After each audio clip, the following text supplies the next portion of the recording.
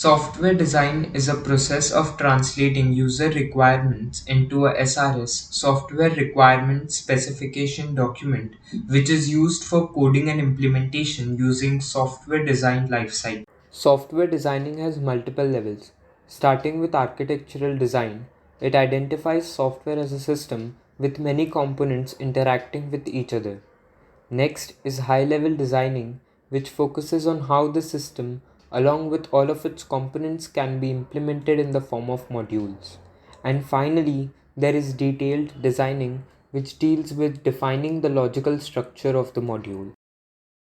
Modularization is a high level software designing technique in which a software system is divided into small, independent, interchangeable, and discrete programs called modules interacting through well defined interfaces.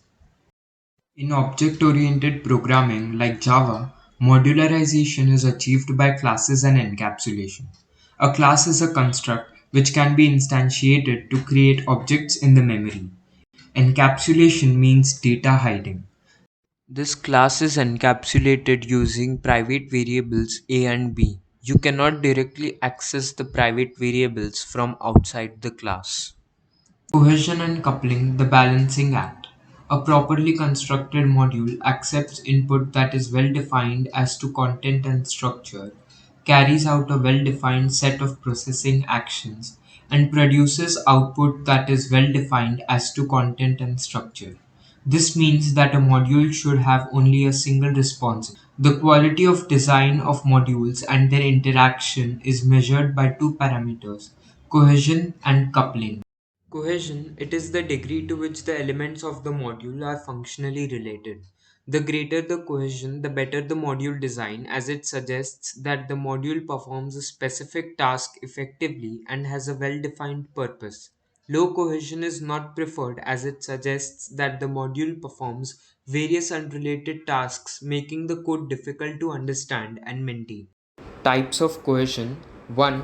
Coincidental cohesion. It means randomly breaking the program into several modules. 2. Logical cohesion, when elements are logically categorized and put in a module. 3. Temporal cohesion, when modules are grouped based on execution timeframe. That is, functions which run together during a specific stage in the program execution. It can be used for initialization routines like setting up objects and resources, periodic tasks like data cleanup or logging in, and system startup or shutdown tasks. Procedural or sequential cohesion is when elements are placed sequentially one after the other to complete a task. Procedural and sequential cohesion only have a slight difference. Procedural is when the functions focus on completing one task, so they are grouped together. And sequential is when the output for first function becomes the input for next. Procedural cohesion can be used in legacy code that might not have been well structured initially, or simple tasks that don't need complex logic or reusability. On the other hand, sequential cohesion can be used when performing calculation in a series of steps or validating user input in several steps. Communicational cohesion is when a program is modularized based on methods or functions that work towards the same data. It can be used for manipulating data structures like lists or objects with various operations or performing calculations on set of input data. Functional cohesion is when elements are grouped because they all contribute to a single well-defined function. This is the most desired form of cohesion.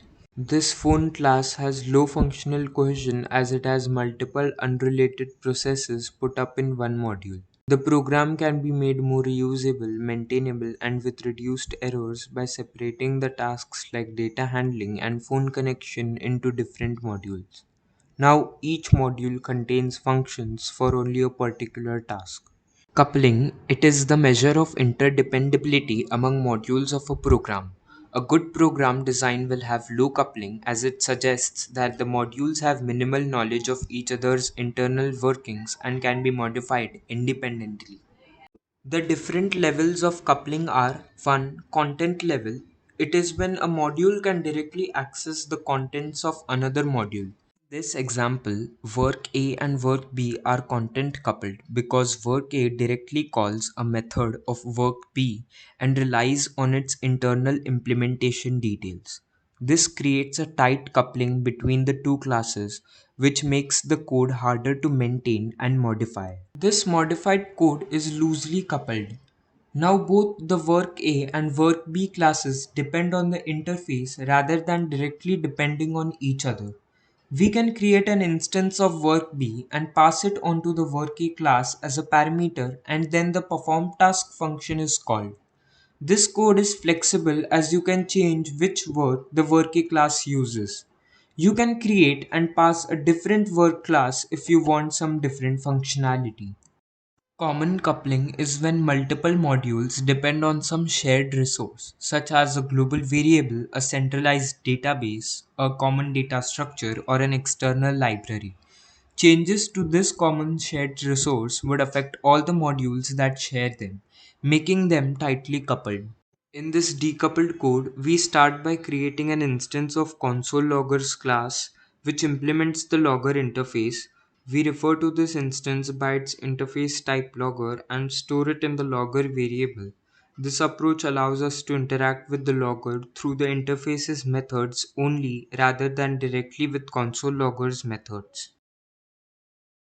Next, we pass this logger instance as a parameter to create new instances of component A and component B. Each of these components has a private variable named logger of type logger which stores the reference to the logger instance injected during their creation. When we call the do something and do something else methods of component A and component B, respectively, they use the logger variable to access the logging functionality. This design is beneficial because it promotes loose coupling. Component A and component B depend on the logger interface, allowing us to switch between different logger implementations without modifying these components. This flexibility makes the code maintainable and adaptable to changing requirements. Moreover, adhering to the single responsibility principle, the logger interface defines the logging behavior, while the console logger class specifically implements this behavior for console output. This separation of concerns enhances code clarity and modularity. Control coupling is when one software component controls the flow of execution of other software component being a distinct function or combination of functions. As you can see in the above example, the lamp status function is called in the main function with cmd as the parameter. The parameter cmd is passed to the lamp status function. If the command equals on, then the if condition will execute and the corresponding print statement will execute. Otherwise, the other part will be executed. Therefore, the control flow of execution of lamp status function is controlled by the command parameter, and so they are control coupled modules. The consequence of this is that any changes will impact both the caller and the called function. This loosely controlled coupled code is flexible because the main function works with any object implementing the lamp status interface. You can easily switch between turn on and turn off or introduce a new lamp status implementation without modifying the main function. The code is also maintainable because changing any of the implementations would not affect other parts of the code. The setStatus method and the lampStatus interface can be used elsewhere to manage different types of lampStatus objects, making the code reusable. This makes the code much easier to understand, maintain, modify, and test. For stamp coupling, two modules exhibit stamp coupling when one of them passes directly to the other a composite piece of data, such as arrays, trees, graphs, or classes. This dataset might or might not be used entirely by the part that receives it.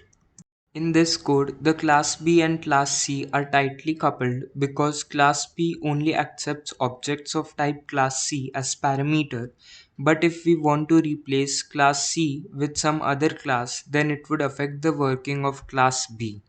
This code can be improved by passing the necessary data components as primitives. In the modified code, class B does not rely on class C. Changing or replacing class C would not affect class B until the passed parameter to it is of type string or integer. In this another example, the printer class is highly dependent on the number generator class as it holds references to objects of number generator class only. To improve the code's reusability and flexibility, we can use an interface where the interface is an abstract contract and not a concrete implementation. Now in the modified code, the printer class accepts any object that implements a number provider interface and calls its getNumber method. Different classes implementing the same interface may have a different method body, thus making the code flexible, reusable, and maintainable.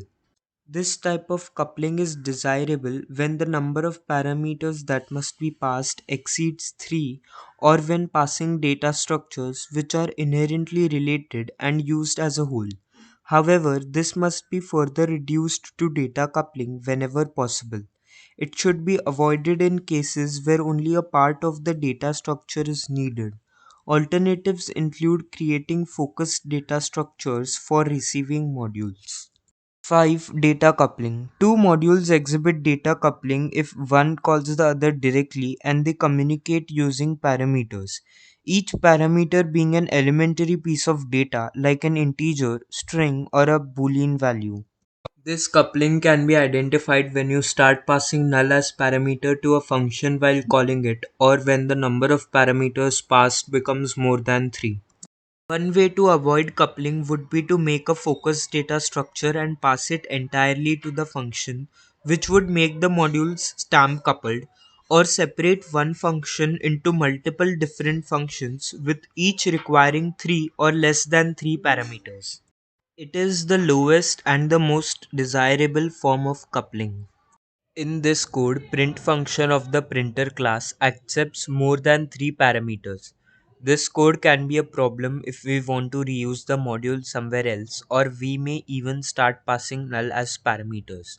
Another problem with this code is that the data coupling class directly creates an object of type printer.